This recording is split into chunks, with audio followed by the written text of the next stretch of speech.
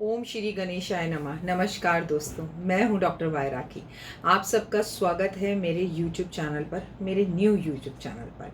जी हाँ, आप लोग पहले ही मेरे साथ जुड़े हुए हैं मेरे अपने आपके अपने YouTube चैनल पर, जो है डॉक्टर वाई राखी के नाम से। लेकिन इस YouTube चैनल का नाम है 5 मिनट स्टोरी। यहाँ पर हम सिर्फ कहानियों की बात करेंगे, रहस्यमयी कहानियों की दुनिया में मैं आपको लेकर जाऊंगी। सबसे पहले बताइए कि आप लोग कैसे हैं। वैसे तो हर एक शख्स की जिंदगी में एक कहानी होती है, हर किसी की पास्ट में एक कहानी होती है। कहानियों से ही जिंदगी शुरू होती है।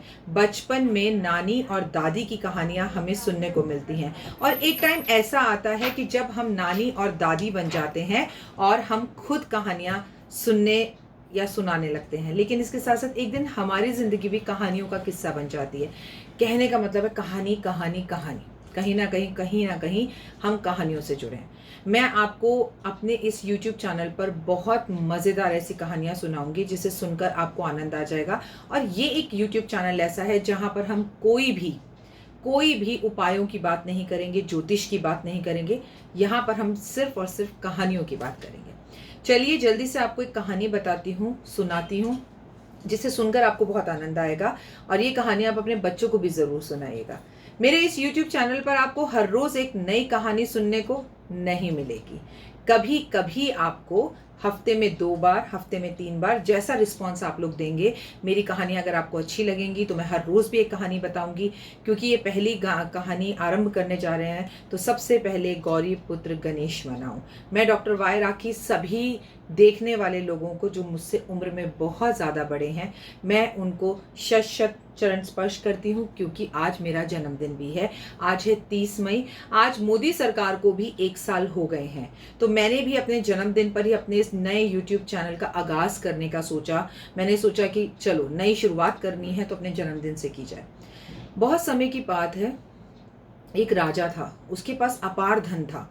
उसके पास इतना ज़्यादा धन हो गया था कि उसने सोचा कि अगर मैं इसे अपने राज दरबार में रखूंगा तो कहीं परेशानी का सामना ना हो जाए। इतना धन देखकर लोग कहीं परेशान ना हो जाए, कोई मुझे लूट ना ले, कहीं कोई ऐसा ना हो कि बुरी नज़र मेरे धन पर चल जाए। उसने अपने एक विश्वसनीय मंत्री को बुलाया और अपने उस धन को अपने ही राज्य के अंदर एक गुफा में रखवा दिया।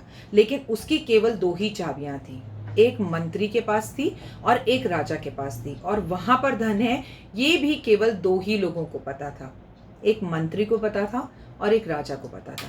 एक दिन रात को राजा ने एक बुरा सपना देखा, और जब उसने वो सपना देखा तो उसने सोचा कहीं मेरा धन कोई लूट कर ना ले गया हो, मुझे जाकर अपने धन को देखना चाहिए। लेकिन जल्दीबाजी में वो इस बात की खबर अपने मंत्री को देना भूल गया। फिर क्या था, राजा गया, उसने अपनी चाबी से जो है पूरा का पूरा खजाना, अपनी गुफा खोली, देखा, और राजा जल्दीबाजी में गुफा का दरवाजा बंद करना भूल गया, जो उसने एक गुफा बना रखी थी। जब उसने अपने धन को देखा, कई नायाब हीरे देखे, बड़े कीमती हीरे, मोती जवाहरात देखे, तो वो ना फूला नहीं समाया।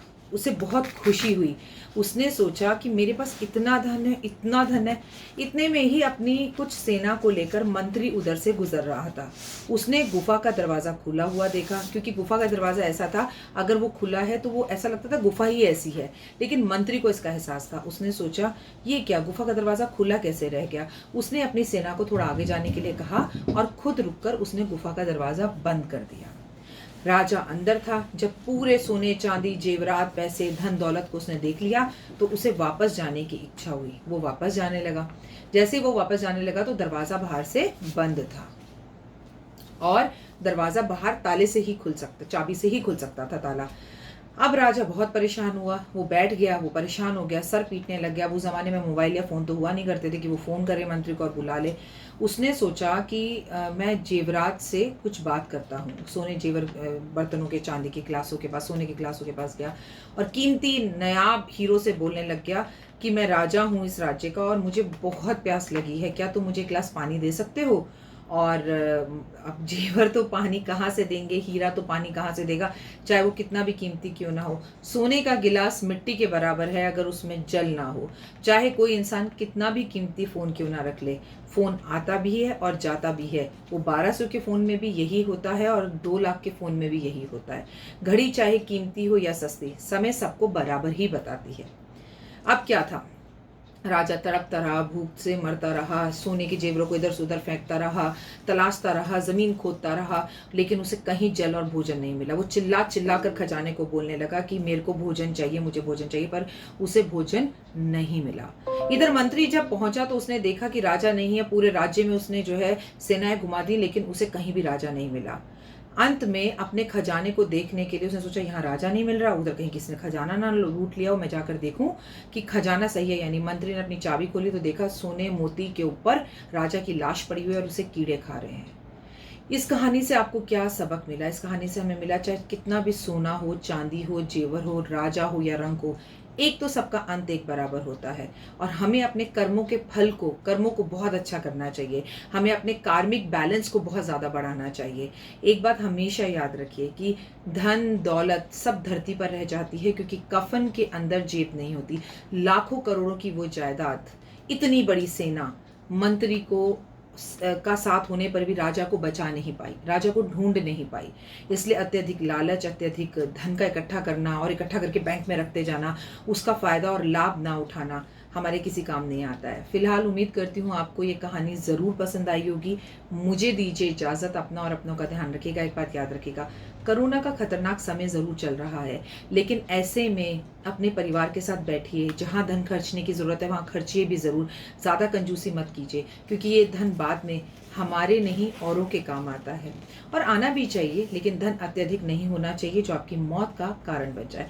फिलहाल दीजिए इजाज़त। नमस्कार।